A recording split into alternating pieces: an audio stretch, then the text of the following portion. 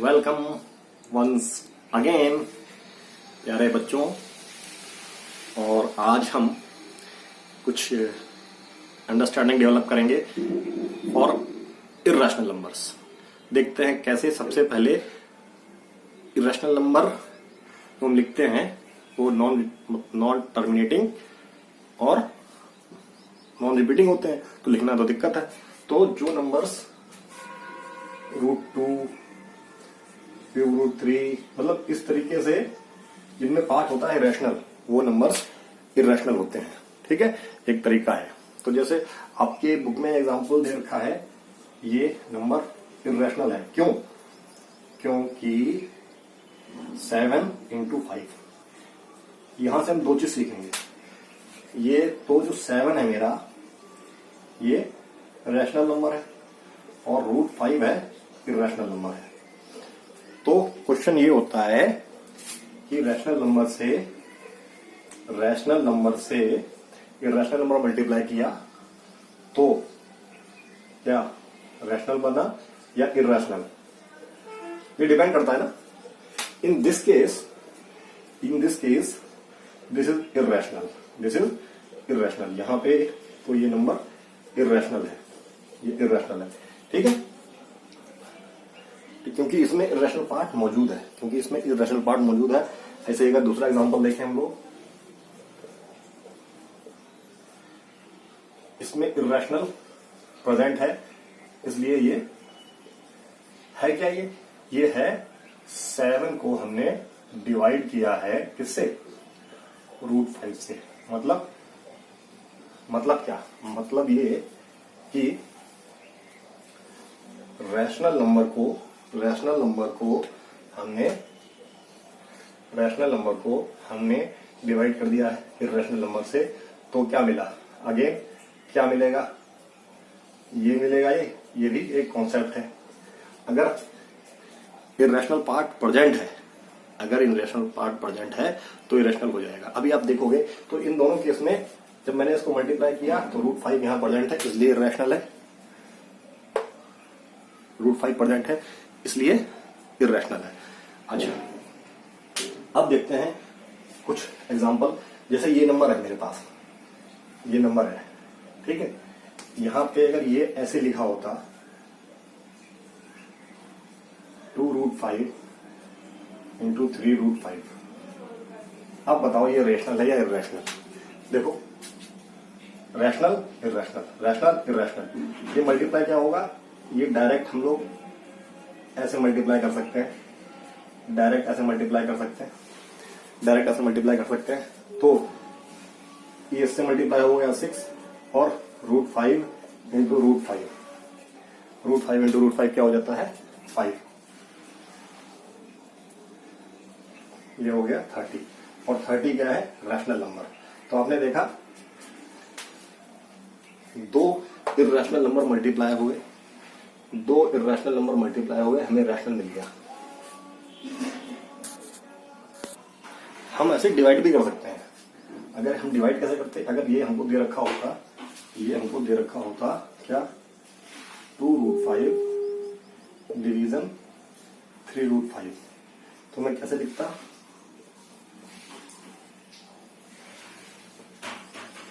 √5 cut जाते, क्योंकि factor form.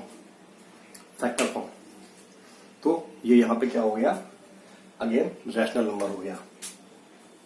इसका मतलब क्या है, आओ थोड़ा और डिटेल में देखते हैं। आई होप यहां तक आपको समझ में आया होगा। देखो,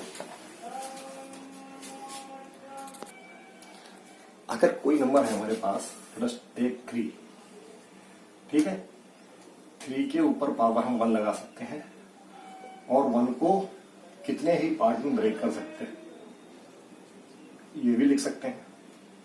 ठीक है, इसी 3 को हम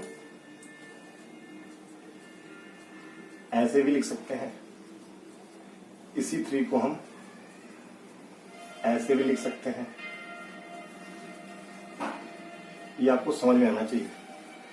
ठीक है, ये मतलब अब क्या हुआ, इसका मतलब ये हुआ कि अगर हमारे पास x की पावर a प्लस बी लिखा हुआ है, तो हम क्या करेंगे, एक्स ए इंटू एक्स बी, ये लॉ ऑफ इंडेक्स है, लॉ ऑफ इंडेक्स है ये।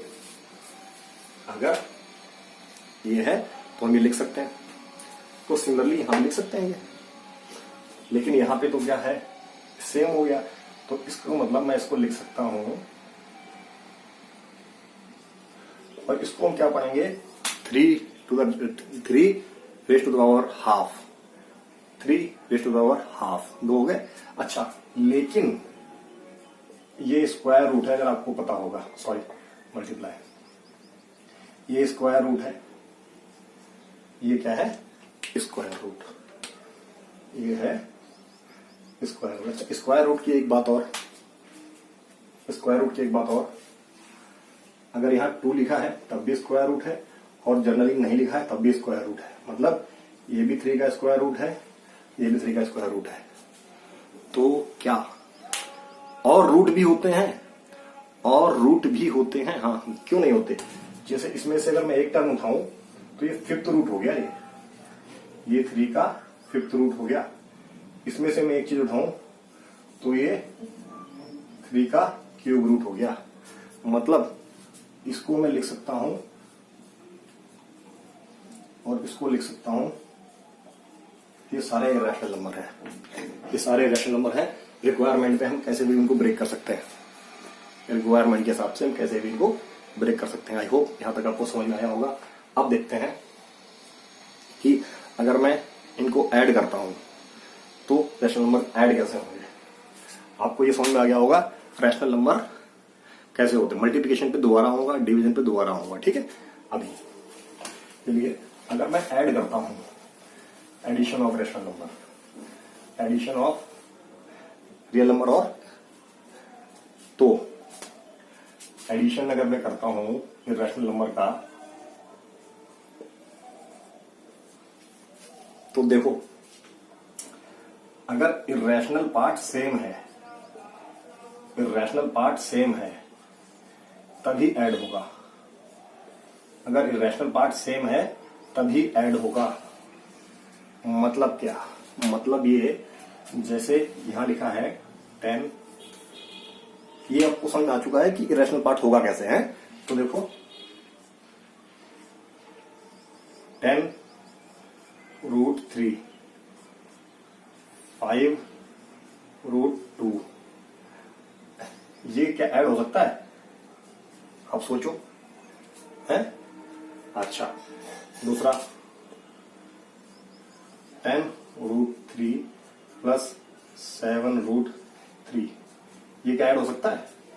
तो देखो ये प्योरली इरेशनल नंबर है, प्योरली इरेशनल नंबर है ये। तो ये नंबर क्या ऐड हो सकता है, नहीं, ये नंबर सिंप्लीफाई नहीं हो सकता। क्यों नहीं हो सकता, क्योंकि इसका इरेशनल पार्ट रूट 3 है, इसका इरेशनल पार्ट रूट 2 है, तो ये यहीं पे रह जाएगा, आगे फर्दर सिंप्लीफाई नहीं होगा। बच्चे गलती करते हैं, बच्चे गलती करते हैं, ठीक है, जोड़ देते हैं, ये इसके आगे नहीं जाएगा। लेकिन इस नंबर में ये इरेशनल पार्ट, ये इरेशनल पार्ट, दोनों का इरेशनल पार्ट सेम है, सेम है, तो कैसे जोड़ेंगे हम लोग, 10 प्लस 7 रूट 3, 17 रूट 3, ये इसका मतलब, लेकिन रहेगा रैशनल ही, कहा ये रैशनल ही, ठीक है। अच्छा, अगर ये यहां पे माइनस होता तो 10 माइनस 7 रूट 3 क्या आ जाता, 3 रूट 3, ठीक है। तो यहां पे हम क्या कंक्लूड कर रहे हैं, दो इरेशनल नंबर ऐड हुए तो क्या इरेशनल हर बार मिलेगा, ये भी आपको सोचना है, सोचना इसको है। पहली बात ये देखा हमने, दो इरेशनल नंबर जुड़े कब, दो इरेशनल, ये मतलब जुड़ तो यहां भी रहे हैं भाई, जुड़ तो यहां भी रहे हैं, लेकिन आगे फर्दर सिंप्लीफाई नहीं होगा। ये फर्दर सिंप्लीफाई हो गया, ये फर्दर सिंप्लीफाई हो गया, ये फर्दर सिंप्लीफाई हो गया। अच्छा, लेकिन क्या दो इर्रेशनल नंबर जुड़ने के बाद हमेशा इर्रेशनल ही देते हैं? सोचो, देखो, या माइनस होने के बाद तो देखो ये पूरा एक इर्रेशनल नंबर है, ये भी पूरा इर्रेशनल नंबर है, ये भी पूरा इर्रेशनल नंबर है। अब देखना, अगर मैं इन दोनों को ऐड कर दूं, इन दोनों को मैंने ऐड कर दिया, इन दोनों को ऐड कर दिया, मैं इसको मिटाता हूं। अच्छा, देखो, ये आपने आई होप ने कर लिया होगा इसको, और हाँ, ये नंबर दे रखा है हमें 10 + 7√3, 10 + 7√3, 10 + 7√3 इर्रेशनल नंबर है। ये इर्रेशनल नंबर है, ये रैशनल नंबर है, ये इर्रेशनल नंबर है, ये रैशनल नंबर है। पूरा मिलके क्या बन गया? Irrational number. ये रैशनल नंबर है, ये रैशनल नंबर है, क्या बन गया? इर्रेशनल। तो जब हमने इनको ऐड किया, देखना, जब मैंने इनको ऐड किया तो देखो, ये तो हो गया 20 और इनका रूट सेम है ना, तो इनका रूट सेम है, तो +7 - 7, क्या आंसर आया? ये तो 0 हो गया, आंसर आया 20। तो देखो, यहां पे हमने दो इर्रेशनल नंबर ऐड किए, और हमें क्या मिल गया? हमें मिल गया रैशनल नंबर। तो ये चीज समझ में आनी चाहिए। दो इर्रेशनल नंबर को जोड़ने पे रैशनल भी मिल सकता है, इर्रेशनल भी मिल सकता है। सबट्रैक्शन के साथ भी यही है बेटा। देखो, अगर ये नंबर होता मेरे पास, ये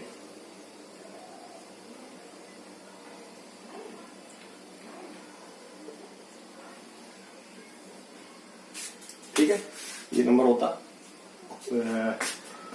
सॉरी, सबट्रैक्शन दिखाना है हमको, वो तो हम इर्रेशनल तो हम लोग दिखा ही चुके हैं, हमको रैशनल दिखाना है। हाँ, तो अगर हमारे पास ये नंबर होता, ठीक है, और हमारे पास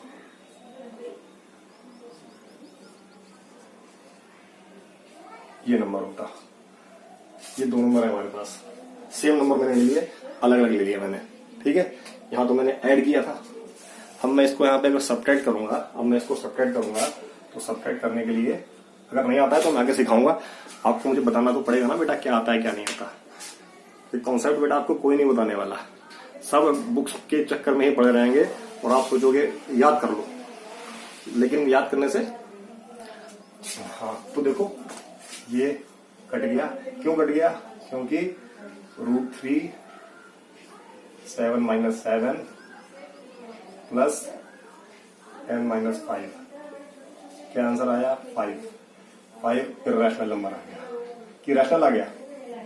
रैशनल आ गया, रैशनल नंबर आ गया। तो यहां पे हमने एक चीज समझ में आई, क्या ये समझ में आया कि इर्रेशनल नंबर में ऐड होने के बाद इर्रेशनल भी मिल सकता है और रैशनल भी मिल सकता है, ठीक है। अगर सब्ट्रैक्ट करेंगे तब भी इर्रेशनल भी मिल सकता है और रैशनल भी मिल सकता है। एग्जांपल दे दिए। हाँ, जबकि रैशनल नंबर अगर ऐड हुआ तो रैशनल ही रहेगा, माइनस हुआ तब भी रैशनल ही रहेगा। ये यहां पे क्लियर हो गया ना? अब देखते हैं,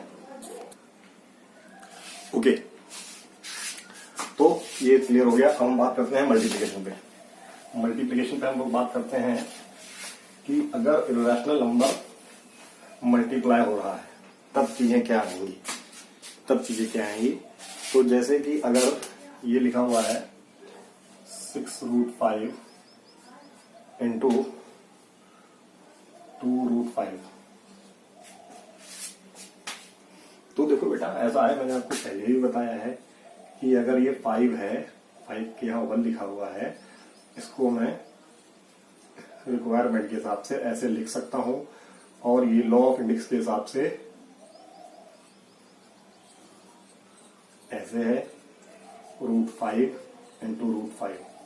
मतलब कहने का क्या मतलब है, अगर √5 और √5 मल्टीप्लाई होते हैं तो हमको 5 मिलता है। क्यों मिलता है? उल्टा देखो, √5 था, √5 को हमने कैसे लिखा, मतलब उल्टा देखो, यहां से √5 को हमने कैसे लिखा, लिख सकते हैं लॉ ऑफ इंडेक्स के हिसाब से, ये दोनों ऐड हो गए, हाफ हाफ 1 होता है, और ये तो 5 हो गया। दोनों चीजें आपको दिखा दी मैंने। तो अब मैं इसको देखो फैक्टर फॉर्म कैसे लिख सकते हैं ना, कैसे भी लिख सकते हैं भाई, इसको मैं लिख सकता हूं, कैसे लिख सकता हूं, 2 इंटू 3 इंटू √5। मैं इसको ऐसे लिख सकता हूं 2 इंटू √3 इंटू √3 इंटू √5, कैसे भी लिख सकता हूं ना फैक्टर फॉर्म में। मैथ के हिसाब से बिल्कुल सही है, लेकिन मुझे मल्टीप्लाई करना है तो मैं कैसे लिखूंगा, मैं कैसे लिखूंगा 6√5 इंटू 2√5। ये रैशनल पार्ट डायरेक्ट मल्टीप्लाई हो जाएगा, और ये भी डायरेक्ट मल्टीप्लाई हो जाएगा, मल्टीप्लाई डायरेक्ट हो जाता है, ठीक है, ये स्टेप करने की भी जरूरत नहीं है। तो देखो ये तो बन गया हमारे पास 5 और ये बन गया हमारे पास 12, आंसर आ गया 60। मतलब यहां से हमने देखा कि एक इरेशनल नंबर था, दूसरा इरेशनल नंबर था, उससे मल्टीप्लाई होके एक हमको रैशनल नंबर मिल गया है। क्या हर बार मिलेगा, एवरी टाइम? मतलब क्या देखा हमने, एक इरेशनल नंबर था, वो एक इरेशनल नंबर से मल्टीप्लाई हुआ तो हमको क्या मिला, क्या हर बार मिलेगा? नहीं, कभी कभार हमको इरेशनल भी मिल जाएगा, कभी कभार हमको इरेशनल भी मिल जाएगा। कब? देखते हैं। यही एग्जांपल है। अगर मैं इसमें थोड़ा वेरिएशन करूं, ये लिख दूं 6√5 इंटू 2√3। अब 6 और 2 मल्टीप्लाई करके 12 बना लेंगे, और क्योंकि ये तो कहानी गड़बड़ है भाई, रूट के अंदर 5 है, रूट के अंदर 3 है, अगर दोनों ऐड होते तो काम हो सकता था।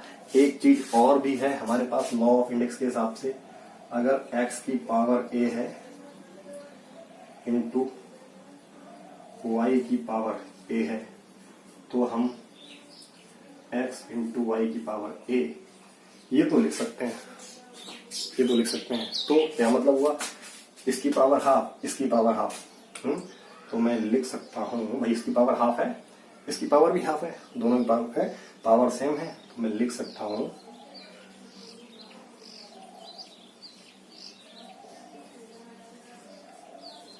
तो क्या मिला मुझे, दो इरेशनल नंबर मल्टीप्लाई हुए तो मुझे क्या मिला, इरेशनल। ठीक है, ये क्वेश्चन आते हैं, ये क्वेश्चन आते हैं, बच्चे जल्दबाजी में गलत कर देते हैं, ठीक है, गलत कर देते हैं, ठीक है। आई होप आपको समझ में आ रहा होगा, ठीक है। तो ये इरेशनल, आप डिवीजन के ऊपर आ जाते हैं, डिवीजन के ऊपर आ जाते हैं, ये डिवीजन कर देते हैं, यहाँ पे ये डिवीजन कर देते हैं, ठीक है। अगर यहाँ पे मैंने डिवीजन कर दिया तो ये तो ऐसे ही रहेगा, है, और डिवीजन हमको पता है, हम ऐसे लिखते हैं, और सेम फैक्टर है, ये कट जाएगा, 6/2 is 3। मतलब जब इरेशनल नंबर डिवाइड हुए तो मुझे क्या मिल गया, 3, दैट इज रैशनल। हर बार मिलेगा क्या, हर बार मिलेगा नहीं, हर बार नहीं मिलेगा, करके देख लेते हैं। डिवीजन, ठीक है, डिवीजन। अब जब ये डिवीजन हमने इस लेवल पे इसको ब्रेक करके किया, ये कटा, 3 आया, लेकिन ये तो चीजें गड़बड़ हो गई, देखो 3 इंटू √5 √3 √3 रैशनल पार्ट तो खत्म ही नहीं हुआ। अच्छा, इसको फर्दर भी सॉल्व कर सकते हैं, कैसे? ये तो सॉल्व करने का तरीका समझ में आया, फर्दर कैसे सॉल्व कर सकते हैं? देखो, इसको फर्दर सॉल्व करने के लिए 3 है, 3 को मैं क्या लिख सकता हूं? 3 को लिख सकता हूं √3 इंटू √3 और ये √5 पहले ही लिखा हुआ है, तो √3 से √3 कट गया, क्या आया मेरे पास? √15। तो मतलब क्या, अगर मैं मल्टीप्लाई भी करूं और डिवीजन करूं, कुछ भी करूं, मल्टीप्लाई या डिवीजन, मुझे रैशनल भी मिल सकता है और इरैशनल भी मिल सकता है। आई होप रिगार्डिंग इसके आपका सारे डाउट क्लियर हो गए होंगे, और in case you have any doubt you can ask me. Thanks for watching.